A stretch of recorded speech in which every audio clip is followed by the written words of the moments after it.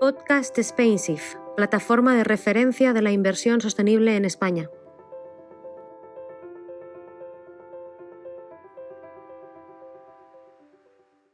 Bienvenidos de nuevo a la serie de podcast SpainShift, en este caso para hablar sobre fiscalidad en la inversión sostenible, profundizando en la fiscalidad en las gestoras de activos e información corporativa de sostenibilidad sobre fiscalidad. Hoy contamos con Alicia Prieto, analista en Corporate Asesores de Voto, y Juan Prieto, socio y fundador también de Corporate Asesores de Voto. Bienvenidos y comenzamos.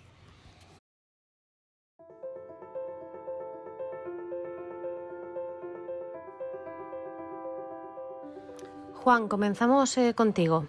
¿Dirías que existe mucha disparidad en la fiscalidad de los fondos de inversión ahora mismo?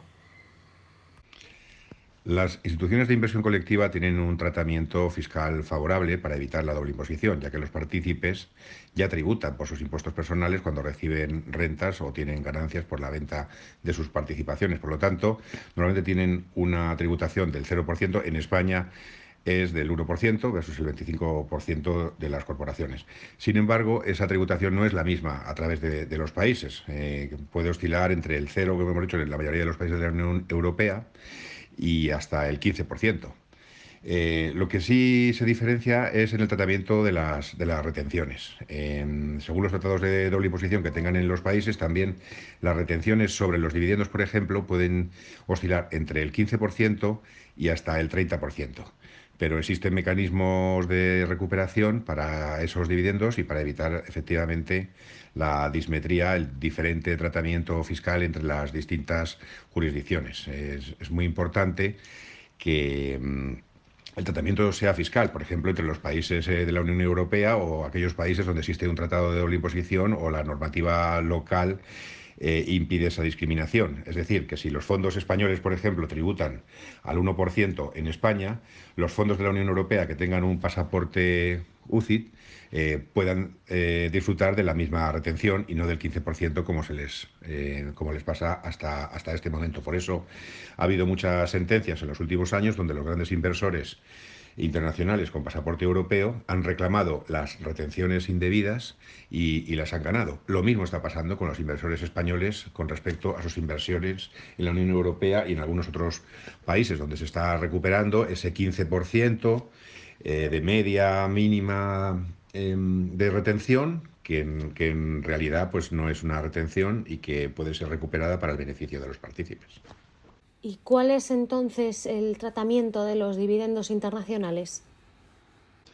Pues los dividendos de las UCITS y otros instrumentos, como pueden ser los fondos de inversión libre o los fondos de pensiones y algunos otros instrumentos colectivos de inversión, tienen, como comentábamos, una retención estatutaria, un tratamiento entre el 15 y el 30%. Muchas veces cuando hay un tratado de doble imposición, los bancos custodios, que son los encargados de cobrar el dividendo de parte de esos inversores, tienen un procedimiento, nos referimos sobre todo a los extranjeros, porque en el caso de los españoles es automático y se les aplica solamente el 1%, que es su tipo impositivo final. Pero en el caso de los extranjeros, pues normalmente se les aplica la retención correspondiente en el país. Ha sido el 18, luego bajó el 15, ahora es el 19%, y en general en los países oscila entre el 15 y el 30%. Por lo tanto, pero por ejemplo, si es el 30% y tú tienes un tratado de doble imposición, un acuerdo con otro país de origen del inversor, que fija un 10 o un 15% esa retención, pues si tú presentas los papeles a tiempo demostrando tu nacionalidad y tu pasaporte UCIT, puedes obtener esa retención reducida. Pero no termina ahí la cosa, hay un procedimiento adicional por el que se puede recuperar hasta el 100%, en el caso de España el 99% de ese dividendo, aplicando un procedimiento judicial con el que consigues, dependiendo de los países y los plazos, llegar a recuperar hasta la totalidad de esa retención. Y es como decíamos, eso no es solamente una ventaja para el fondo, sino también una obligación fiduciaria, porque el gestor tiene que buscar la máxima rentabilidad para sus inversiones, y los dividendos no deja ser una parte. Recientemente los extranjeros recuperaron decenas de millones de euros en retenciones indebidas desde el año 2010, y estamos viendo cómo los españoles empiezan a recuperar esas retenciones en cifras de millones también. Muy, muy interesante esto que nos cuentas, Juan. Este proceso de recuperación de retenciones sobre dividendos, ¿cómo funciona en la práctica?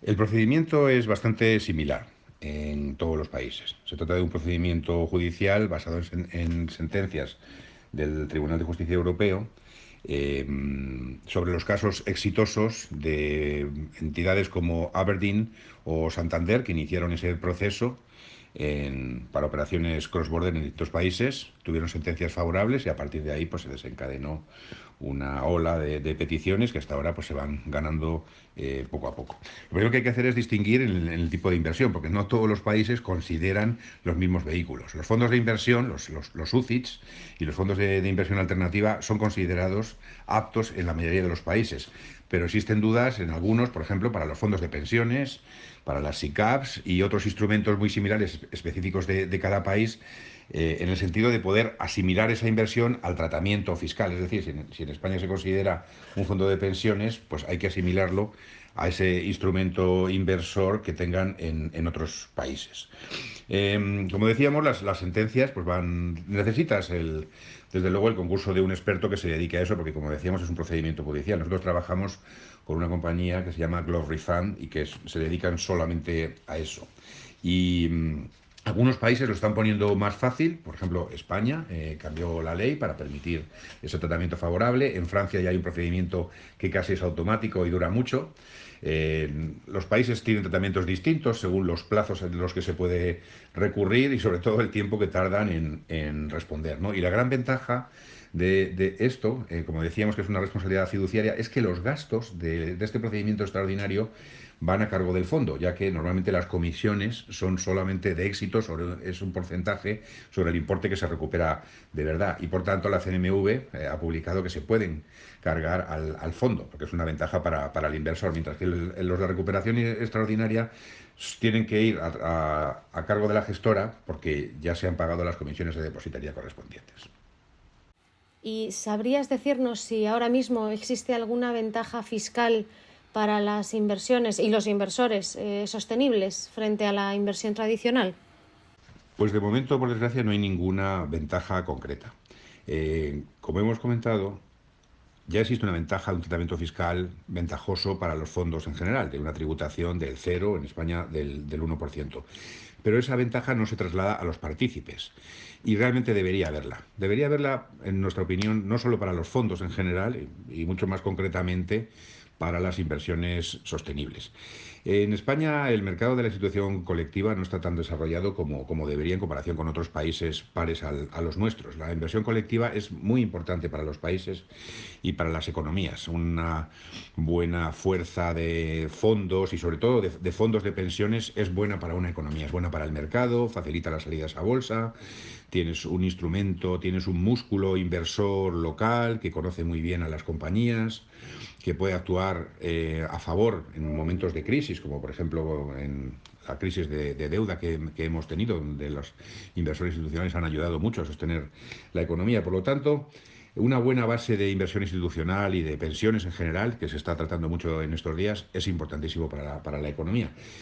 Si es sostenible, más todavía. Nosotros, por supuesto que apoyamos el tratamiento fiscal ventajoso de los partícipes cuando reciben las rentas de sus fondos o cuando las venden con plusvalías, no solamente para el fondo en sí, para evitar la doble imposición, y más concretamente, si realmente queremos impulsar la inversión sostenible, pues este tipo de fondos deberían ser ayudados con un tratamiento fiscal favorable, definitivamente. Muchas gracias, Juan. Pasamos ahora entonces con Alicia.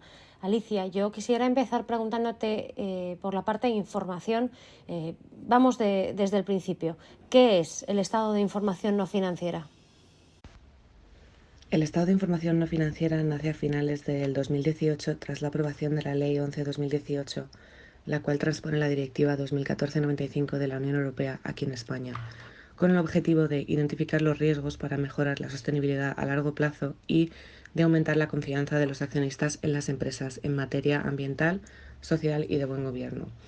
El Estado contiene información sobre la gestión de las empresas o del grupo en relación a el modelo de negocio, las políticas, los indicadores y riesgos, asuntos medioambientales como las emisiones de carbono, el tratamiento del agua y el uso de energías renovables, las cuestiones sociales relativas al personal, la salud y seguridad, los tipos de contrato, la brecha salarial, el respeto a los derechos humanos, la lucha contra la corrupción y el soborno, compromisos de la empresa con el desarrollo sostenible, procedimientos de subcontratación y relación con proveedores, además de la relación con clientes y consumidores y resultados e impuestos por países.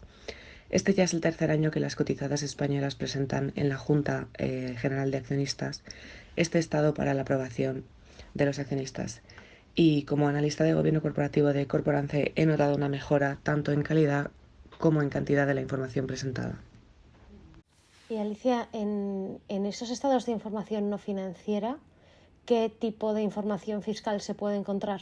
La información fiscal que se debe incluir en este estado de información no financiera son los beneficios obtenidos país por país, los impuestos sobre beneficios pagados y las subvenciones públicas recibidas. Según el estándar GRI, Global Reporting Initiative 207, que es concretamente sobre la fiscalidad, este deberá incluir un enfoque fiscal que incluya, entre otros, la estrategia fiscal de la compañía y el enfoque sobre el cumplimiento normativo, una descripción de la gobernanza fiscal y el marco de control y gestión de riesgos, implicación con grupos de interés, los stakeholders, sobre la gestión, asuntos o preocupaciones relacionadas con la fiscalidad y además el desglose por países sobre la presentación de información financiera, económica y fiscal para cada jurisdicción en la que opera la compañía. ¿Por qué es importante desglosar todo esto? Pues para mostrar a los accionistas la contribución que hacen las compañías a los países en los que operan, para promover la confianza en las prácticas fiscales de la compañía y los sistemas dentro de los que funcionan, para permitir que los stakeholders hagan juicios informados sobre las prácticas fiscales de la compañía y sobre todo para ayudar a informar al público y apoyar el desarrollo de una política socialmente responsable. Desde tu rol como analista, por ejemplo, ¿crees que sobre toda esa divulgación y esos estándares de reporting falta información por desglosar? Durante muchos años las empresas se han resistido a informar sobre sus ingresos e impuestos por países, porque ello podría suponer mostrar su estrategia ante competidores de fuera de la Unión Europea que no tienen estas obligaciones. Pero la transparencia se está imponiendo a nivel global. Lo ideal sería que todas las empresas desglosasen información sobre la estrategia fiscal, el cumplimiento del Código de Buenas Prácticas Tributarias, los impuestos, litigios, la fiscalidad internacional, paraísos fiscales y blanqueo de capitales, además de la auditoría externa y el comité de auditoría que controla a estos auditores de cuentas. No solo es mejorable el tipo de información, sino también cómo se presenta. Por ejemplo, es fácil de entender, los datos usados están presentados de una forma clara, hay explicaciones coherentes sobre la información expuestas en tablas o en gráficos. Esta información debería estar claramente visible y no escondida, digamos, entre párrafos y párrafos de texto o entre gráficas confusas, difíciles de entender. Además, las compañías deberían esforzarse más porque sea entendible por todos los públicos y no solo a aquellos con experiencia en el mundo de la fiscalidad. Bueno, es buena noticia, ¿no?, que la transparencia se está imponiendo a nivel global. También comprensible, ¿no?, que si los requerimientos son desiguales entre regiones se pueda pensar que se pone en peligro, ¿no?, la competitividad de las empresas. En ese sentido, ¿por qué es importante que se informe a los stakeholders sobre la fiscalidad en concreto?